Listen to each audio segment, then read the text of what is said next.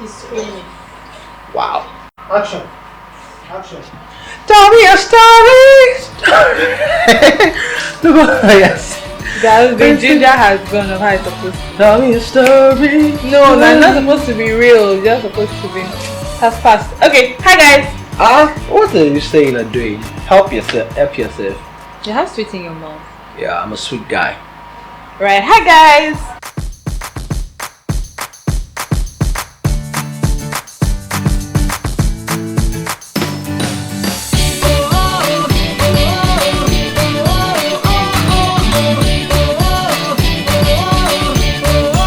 Nice to have you back on again. Hope your year has been going good so far. Yeah. Alright, so today we're talking about differences, kind of piggybacking on our last discussion, which was about expectations.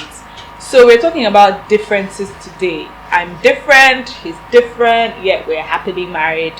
How's that worked out? Different in simple things, basic things, small things, but small things, sometimes could blow up to become big things. Absolutely. So how we manage those and how we doing?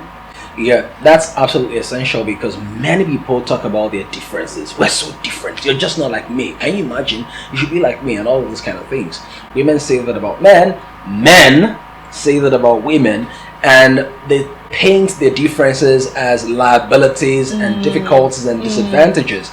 So to let you know how different we are, we decided to examine or reveal our thoughts and our tastes on different aspects. I think you're going to find this quite interesting. So watch for details.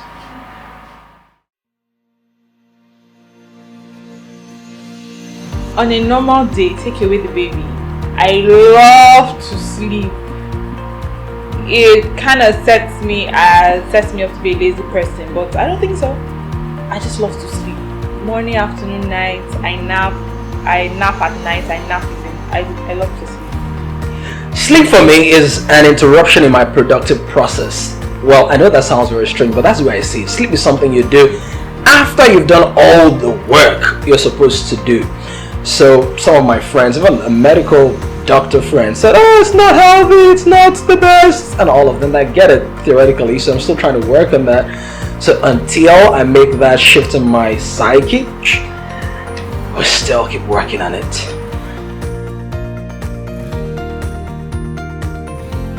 I think they say I'm melancholic. I don't really like to call myself that, but I'm introspective, if you will. Take away what I do, which is teaching, and the kind of person I'm married to, take those away, and I like my company. I like to be alone. I don't like to go out. I just like to be by myself. Temperaments. People say that I'm choleric mixed with a blend of sanguine, a sprinkle of melancholy, and maybe a tad bit of phlegm.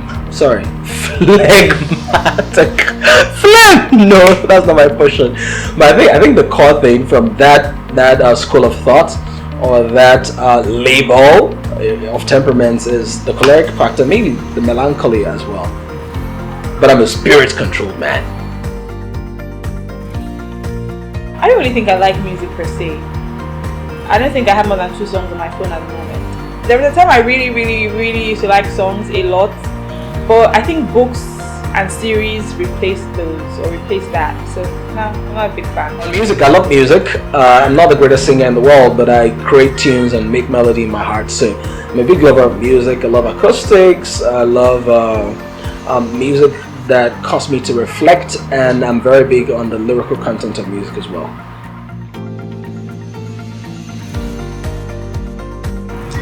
I love fantasy movies. So I like The Hobbit, Harry Potter, The Lord of the Rings, those kind of movies. I love those kind of movies, and I guess the occasional romantic comedies. Yeah. I don't like stress. I don't like anything that would make me think too much, put me under pressure. If you're going to complicate my life, please just stand back. But the funny thing is that I think I do well under pressure. I think sometimes my best work or result come when I'm put on the spot.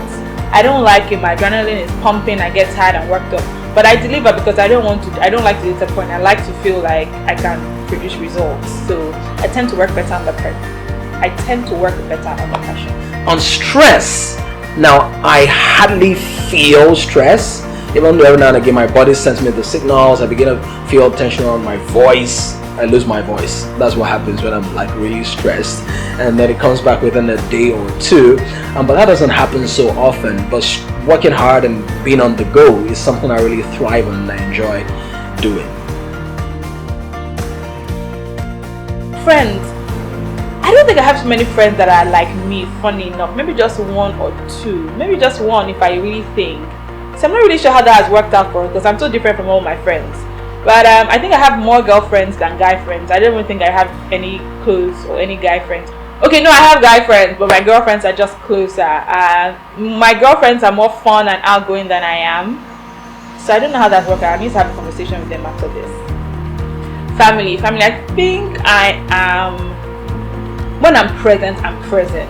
And then going back to my temperament, when I'm not present, everybody's like, where's Toju? Toju doesn't come out for family functions. But I think I'm a lot better these days. Family, I put up your hands if Toju is better. I never really used to chat with people or visit or all, but now I want to know if something is happening. I like to visit, I like to hang with my cousins, nieces and nephews, like to know how they're doing. So I think I'm more family-ish now, especially now that the mommy gene is kicking. Yeah. Relationships for me are very big, and a lot of people find that interesting to believe because I'm not the type of person who calls you every day and hollers and chats and talks from morning till night. But here's the interesting thing about the way I handle my relationships. If we were talking about something 3 years ago and then we saw today, I'm gonna hug you and love you and jump on you like I was meeting you for the first time, and I'll pick up the conversation right from where we start. So the big thing for me, friendships are a big thing for me as well, but I have friends on different levels of graduated intimacy, if you get what that means. Family is a big deal to me. I believe the family is God's idea. It's indispensable in some way, some form of fashion. Of course, some people didn't have the privilege of growing up in families, but even God has a family for those who grew up without a family, you get what I'm saying? And I love family, and thankfully my family, they love me, both the family I'm from and the family I'm being privileged to raise. I'm quite boring, so fun doesn't really register. So fun for me would be movies and food. Fun to me is working on my laptop and chatting with friends, or creating content like this, or writing a book, or planning an event, or working on a seminar, or preaching a message, or teaching a thought, a principle. That's what fun is to me. Money. I think I'm more of a saver than I'm learning how to create wealth, which is something I need help with. Right now, I just know how to save, be prudent, but I think I need to learn how to be more creative in creating more streams of income and investing and all of that kind of thing. Finances, money is very important. Don't let anybody lie to you. So even though I'm not controlled by money, I have a firm grip on money. I spend, not carelessly, but I spend to create more avenues for wealth, for increase. I tend to be conservative actually in what I say about money, but generally I believe money is very important, and I believe I have a lot to learn in creating more of it so I can give more to people who need it. God, big, major, with more responsibilities coming, there's this occasional struggle to be in the presence of God, praying, meditating, or studying my Bible. But I try to create ways that I can do that on the go, and God has given me one interesting way to do that. So very, very big on God. It will come up in a lot of my conversations. So yeah, God is my everything. Of course, it's not my pillow or my chair or the light here, but I have a strong relationship with God, and I'm ever growing in that relationship. I believe I still have a lot to learn about Him. But I love God. I enjoy my fellowship with Him. It's priceless, and it's something that I really cherish and I talk about very often.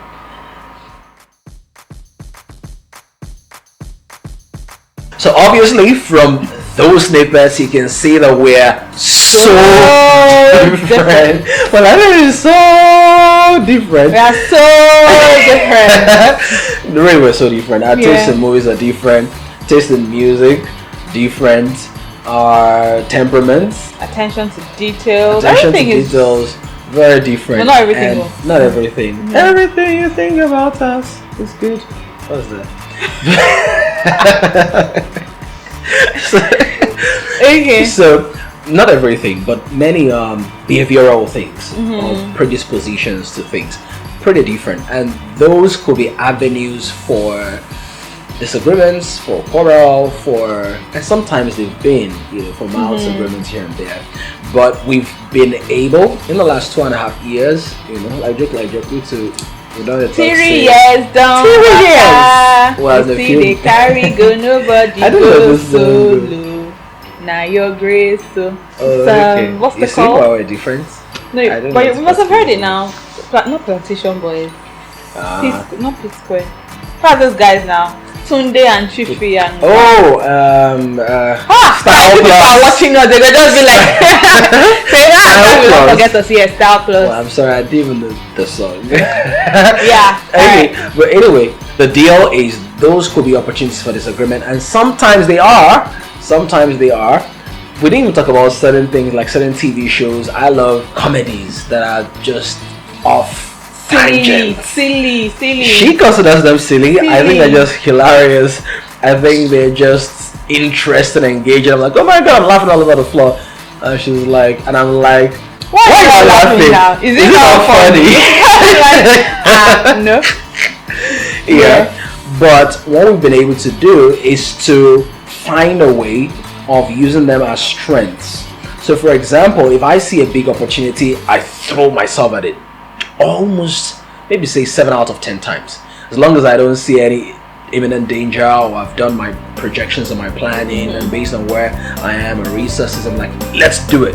My wife is a bit more like, that sounds good, or well, I'll think about it, or indifferent, or let me. And what that does is it creates balance, so I don't get into needless trouble and all kinds of counterproductive measures. So even though that's a difference in our lives, it becomes a strength for the corporate body, for the home. Yeah, yes. I was going to say that as well, like in something like stress. When I was saying I don't like stress, my husband like literally never worries about anything. He's always calm.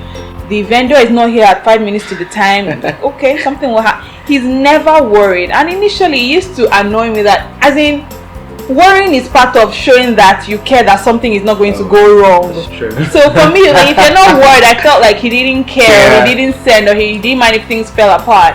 But I realized that you can actually just become, if this doesn't work, something else will work. Yeah. And if something else doesn't work, it doesn't mean the end of the world. So that's also helped me to try to better position myself when I'm planning an event or speaking somewhere, doing something. So yeah. And you're beginning to master that as well, because our last total package event for teenagers, which was the first one, she was very calm. I mean, on a good day when she's planning those events, I'll know when something is going wrong or off course and all. But even though some things didn't line up until the last minute of the day before, which is generally against the policy, that's more like me. She likes everything. It's like you even like to do things last minute, so like you like it.